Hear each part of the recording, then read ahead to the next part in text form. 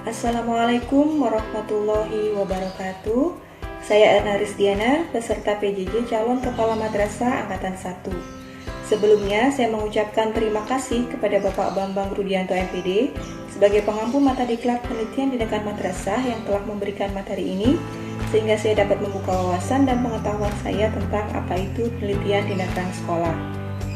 Di sini saya akan memaparkan tentang hasil resume terkait penelitian tindakan sekolah yang telah disampaikan oleh beliau pada mata diklat penelitian tindakan madrasah.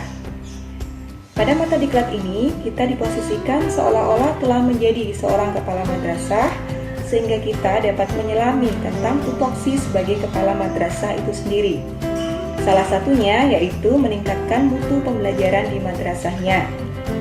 Peningkatan mutu madrasah dapat dilakukan melalui penelitian tindakan sekolah dengan mengambil permasalahan aktual madrasah yang memerlukan solusi yang bersifat segera. Baiklah Bapak dan Ibu, untuk pembahasan tentang PTS, saya mulai dari definisi PTS itu sendiri. PTS atau penelitian tindakan sekolah merupakan tindakan ilmiah yang dilakukan oleh kepala sekolah atau madrasah untuk memecahkan masalah aktual yang ada di sekolah atau madrasahnya. Ruang lingkup PTS mengacu pada 8 standar nasional pendidikan, khususnya Permendiknas nomor 19 tahun 2007 tentang pengelolaan pendidikan oleh satuan pendidikan dasar dan menengah yang meliputi perencanaan program sekolah atau madrasah, pelaksanaan program sekolah atau madrasah, pengawasan atau evaluasi, pemimpinan dan sistem informasi manajemen sekolah atau madrasah. Selanjutnya tentang manfaat dari penelitian tindakan sekolah. Secara umum, manfaat dari penelitian tindakan sekolah adalah untuk memecahkan masalah aktual secara ilmiah dan nyata yang terjadi di sekolah atau madrasah. Masalah tersebut menjadi tanggung jawab pimpinan sekolah, dalam hal ini adalah kepala sekolah atau kepala madrasah. Sedangkan manfaat secara khusus dari penelitian tindakan sekolah ini antara lain meningkatkan kemampuan dan sikap profesional sebagai kepala sekolah, kemudian menumbuh kembangkan budaya akademik, meningkatkan mutu proses dan hasil pengelolaan, kemudian kepala sekolah akan menjadi peka terhadap masalah pengelolaan, yang kelima meningkatkan kinerja kepala sekolah dan guru, kemudian keenam sebagai bahan PTS untuk membimbing guru membuat PTK, yang ketujuh adalah membuat karya ilmiah untuk memperoleh angka kredit.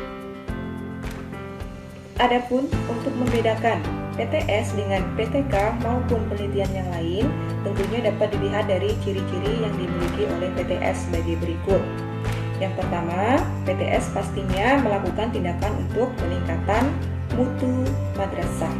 Kemudian terjadi kolaborasi antara peneliti dengan yang diteliti, ada masalah yang penting dan mendesak yang perlu dipecahkan, kemudian ada siklus minimal 2 siklus, dilakukan di wilayah kerja peneliti, bertujuan meningkatkan kinerja sekolah atau madrasah, dilaksanakan sesuai jam kerja peneliti, dilaksanakan secara berkelanjutan, sesuai tugas dan pokok fungsi dari kepala sekolah atau madrasah, tidak mengganggu tugas pokok dan fungsi dari kepala sekolah atau madrasah, kemudian tentunya kehadiran peneliti tidak mengganggu dari kegiatan yang akan dilakukan, ada niat untuk meningkatkan mutu, kemudian tertuju pada peningkatan kinerja guru dan kepala sekolah atau madrasah.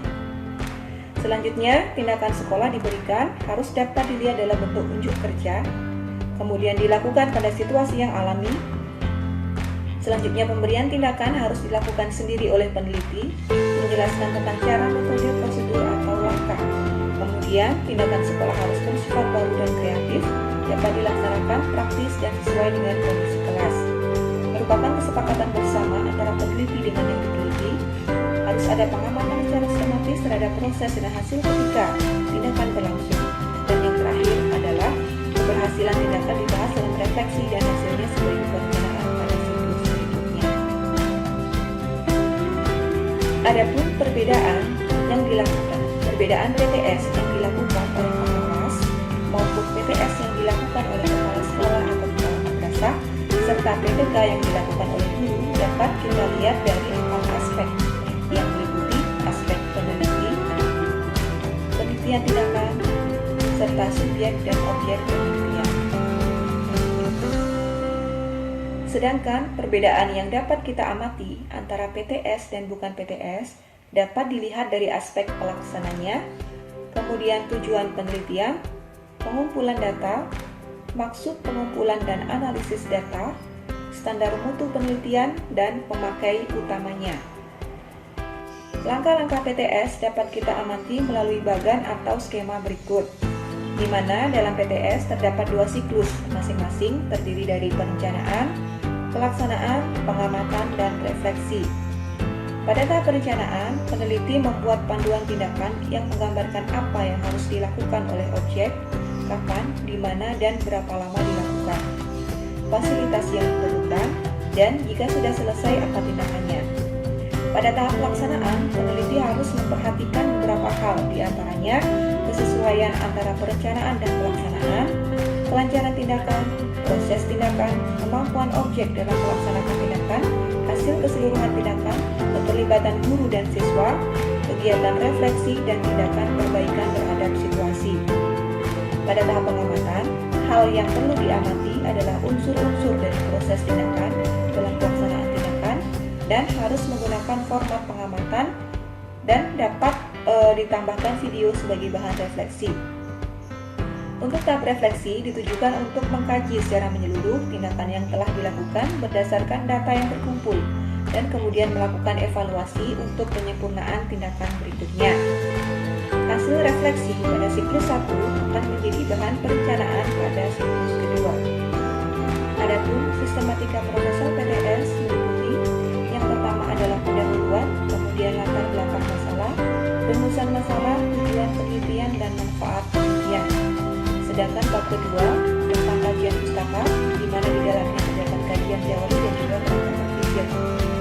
Pada bab ketiga tentang metode penelitian, meliputi subjek, lokasi, dan waktu penelitian. Kemudian prosedur penelitian, teknik pengumpulan data, teknik analisis data, dan jadwal pelaksanaan tindakan sekolah. Dan yang terakhir adalah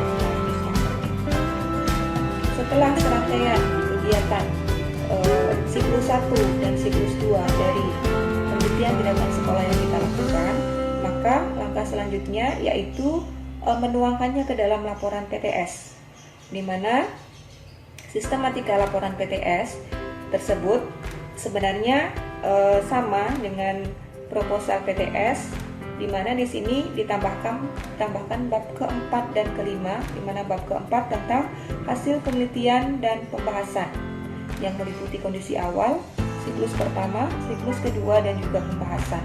Kemudian pada bab 5 tentang kesimpulan dan saran. Setelah itu daftar pustaka dan juga lampiran terkait data pendukung dari pelaksanaan tindakan sekolah yang kita lakukan. Demikian pemaparan saya tentang resume penelitian tindakan sekolah. Semoga dapat memberikan manfaat untuk Bapak dan Ibu